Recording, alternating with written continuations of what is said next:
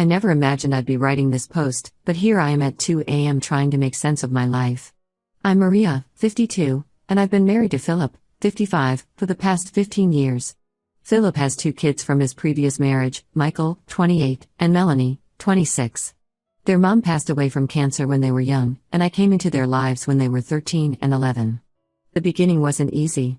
Both kids were still grieving their mom, and I understood that. I remember the first time I met them, 2 scared, hurt children who looked at me like I was trying to replace their mother. I made it clear from day one that I wasn't there to replace anyone.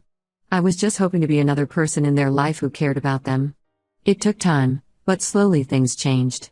Michael was the first to warm up to me. It started with small things. He'd ask me to help with his homework, or he'd tell me about his day at school. Melanie took longer, but she came around too. By the time Philip and I got married, both kids stood with us at the altar. Over the years, we built a strong relationship. Michael especially and I grew close. He would come to me for everything: advice about school, relationship problems, career decisions. When he got his first heartbreak at 17, he cried in my arms for hours. When he got into his dream college, I was the first person he called. I attended every graduation, every achievement, every milestone. I was there when he started dating Maria, his now wife, and I helped him plan the perfect proposal. 5 years ago, when Michael wanted to start his own business, a tech consulting firm, he came to me first. He had a solid business plan but needed initial capital. I had inherited some money from my parents, and I believed in his vision. Without hesitation, I gave him $50,000 from my personal savings. Philip thought I was being too generous, but I saw it as an investment in my son's future. Michael promised to pay me back once the business took off, but honestly, I wasn't too worried about the money. I was just proud of him for chasing his dreams. The business did well initially. Michael worked hard, built a good client base, and things were looking up. He met Maria through a client, and they fell in love. I liked Maria from the start. She was kind, intelligent, and made Michael happy. When they got engaged 2 years ago, I helped plan the wedding. I spent countless hours with Maria, choosing decorations, tasting cakes, picking flowers. It felt like I was gaining a daughter. Then Lisa, Maria's older sister, entered our lives. From the moment we met at the engagement party, something felt off. Lisa was polite on the surface, but there was always an edge to her comments. She would make remarks about how stepmothers could never really love their stepchildren, or how second wives were just trying to erase the memory of first wives. I brushed it off at first, not wanting to cause drama before the wedding. The wedding itself was beautiful.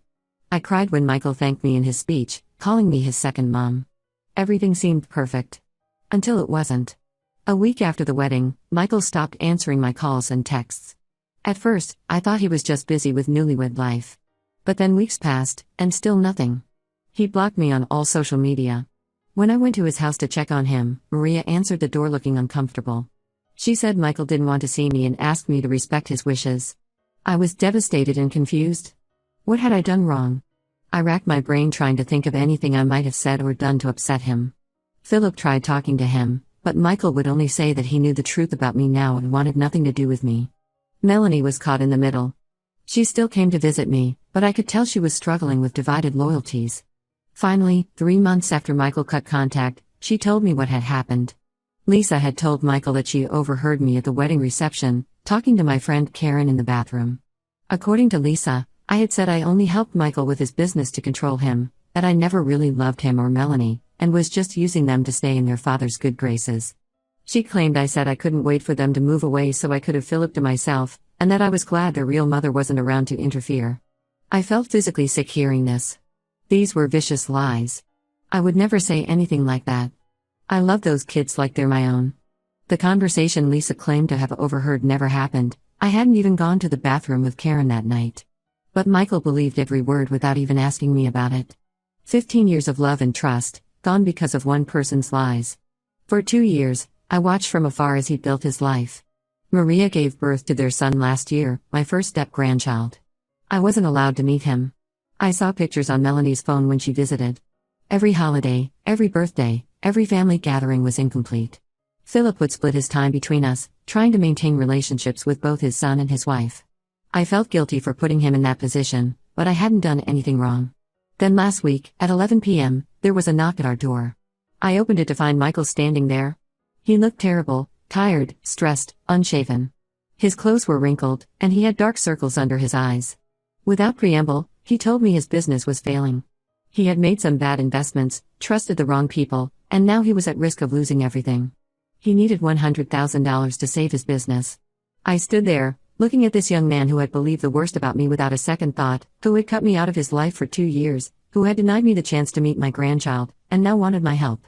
The same young man I had loved and supported for 15 years, who had once called me his second mom. I told him to leave. I said I was done being his backup plan, his ATM. He tried to explain that he was sorry, that he should have talked to me first, that he had been wrong to believe Lisa. But I didn't want to hear it. 2 years too late, I thought. Philip thinks I'm being too harsh, that this could be a chance to fix our relationship. Melanie says the same thing, that Michael was manipulated by Lisa, that he's sorry now. My friends are divided, some think I'm right to stand my ground, others say family is family and I should help him. The money isn't really the issue. Philip and I could help him if we wanted to. But I can't get past the betrayal. 2 years of silence, of missing out on his life, of crying myself to sleep wondering what I did wrong, and now he only comes back because he needs money? Am I wrong for refusing to help?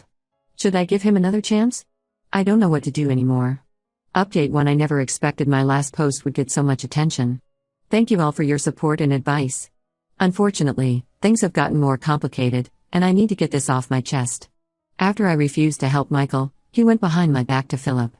I discovered this when I was paying bills last weekend and noticed a large withdrawal from our joint savings account. Philip had given Michael $50,000 without discussing it with me first. I felt like I'd been punched in the gut. In 15 years of marriage, we'd never made major financial decisions without consulting each other. When I confronted Philip about it, he got defensive.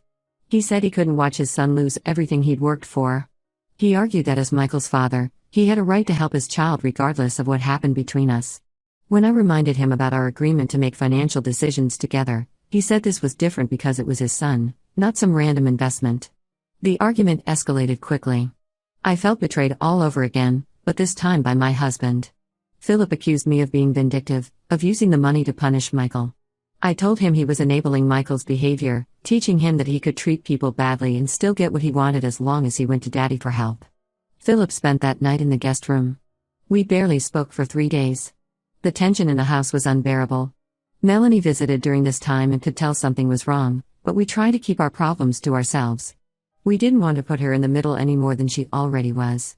Then things took an unexpected turn. Melanie called me crying 2 days ago. She was upset because she just learned about more lies Lisa had been spreading. Apparently, Lisa hadn't stopped at just the wedding story.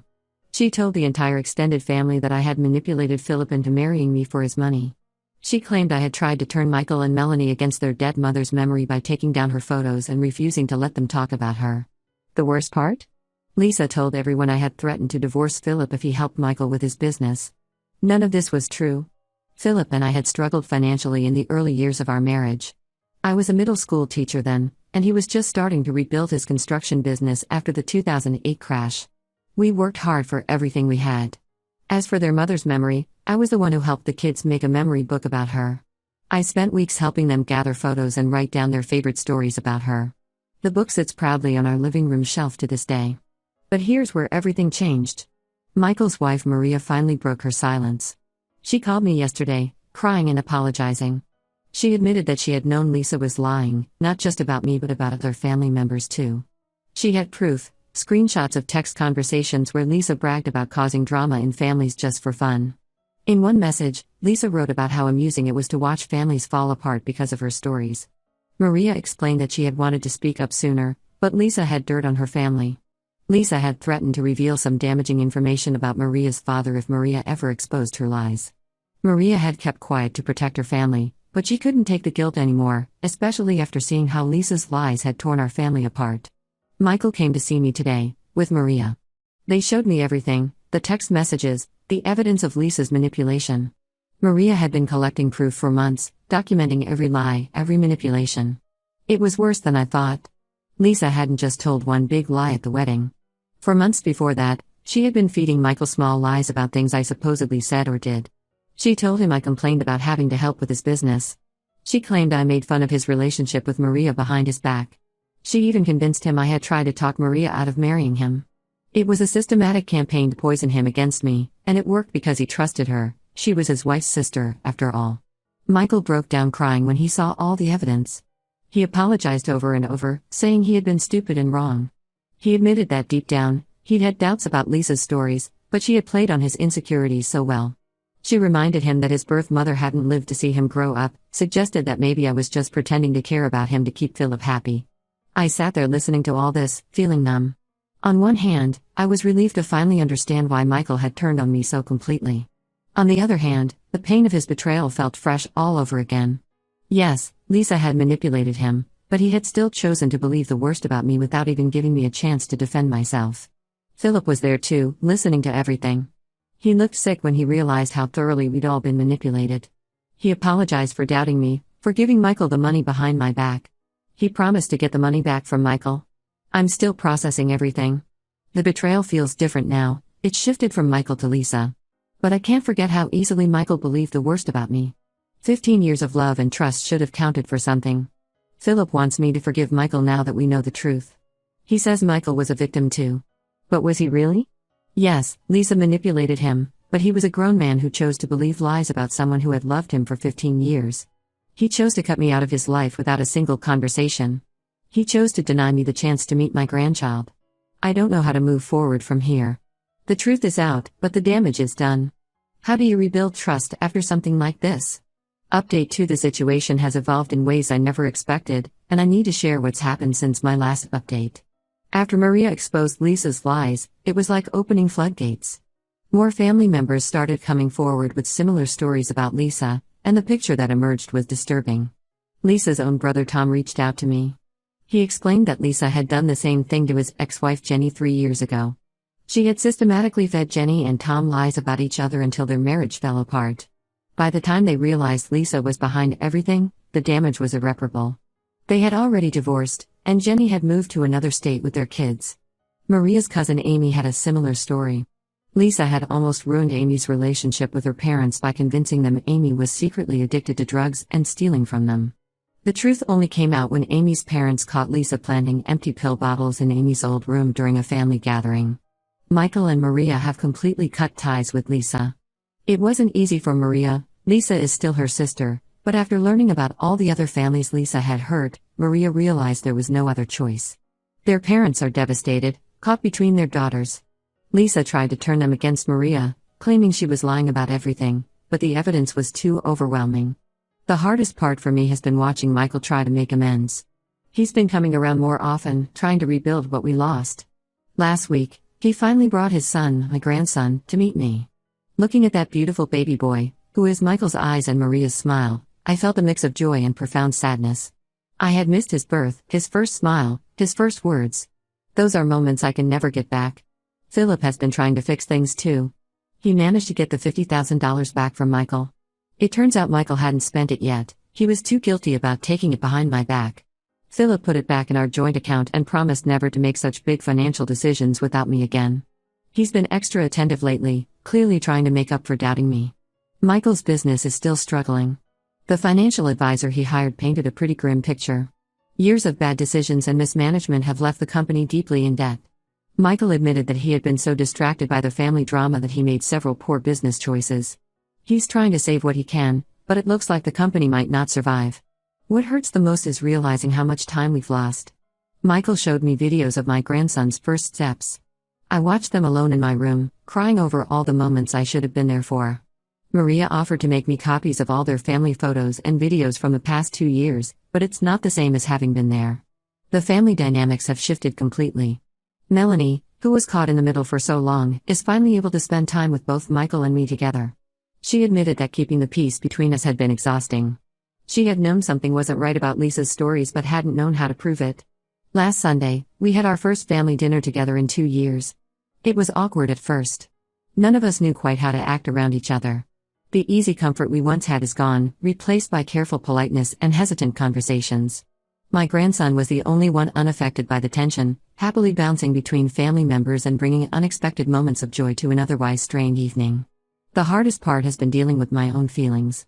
I want to forgive Michael, but every time I look at him, I remember how quickly he turned on me.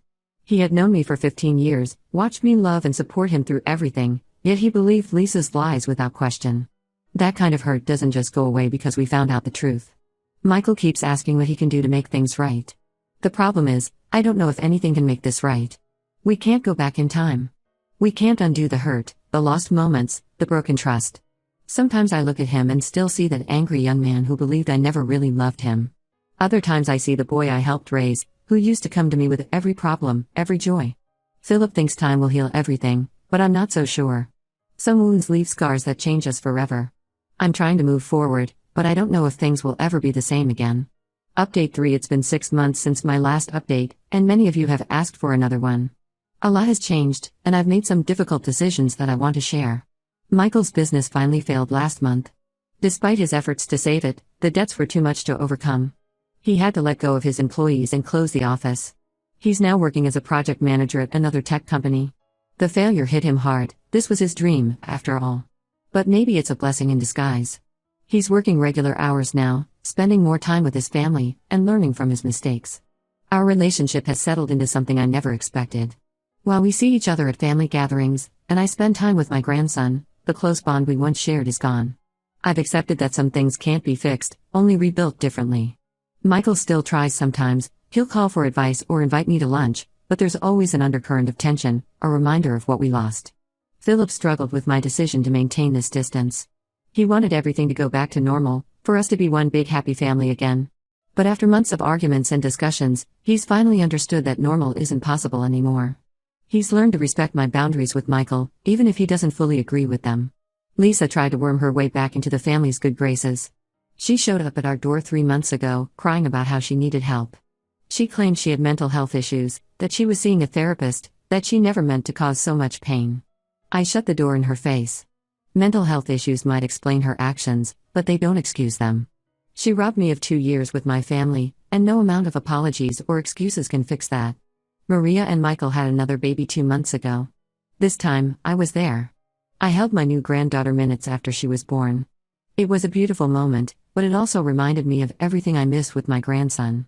Maria makes sure I'm involved in both children's lives now. She sends me daily photos and updates, invites me to every milestone. But sometimes, when I look at my grandson, I can't help but think of all the firsts I missed.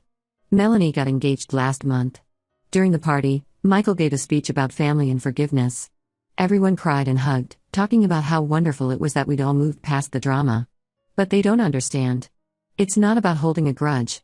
It's about acknowledging that some changes are permanent. Trust, once broken, might be rebuilt, but it's never quite the same. I've stopped feeling guilty about maintaining these boundaries. Yes, Michael was manipulated by Lisa. Yes, he's sorry now. But he made choices that showed me exactly how much he valued our relationship. 2 years of silence. 2 years of believing the worst about me. 2 years I can never get back. Philip and I are doing better now. The money issue was resolved, and we've set clearer boundaries about financial decisions. He stopped pushing me to fully reconcile with Michael, and I've stopped expecting him to choose sides. We found a balance that works for us. Sometimes I wonder if I'm being too hard, too unforgiving. But then I remember those 2 years of pain, of wondering what I'd done wrong, of missing milestones in my grandson's life. And I realize it's okay to forgive without forgetting, to move forward without going back to the way things were. We're all different people now. Maybe that's just how it has to be. Some wounds heal, but they leave scars. This experience has permanently changed our family dynamics. It's not the happy ending everyone wanted, but it's real. And sometimes, that's the best we can hope for.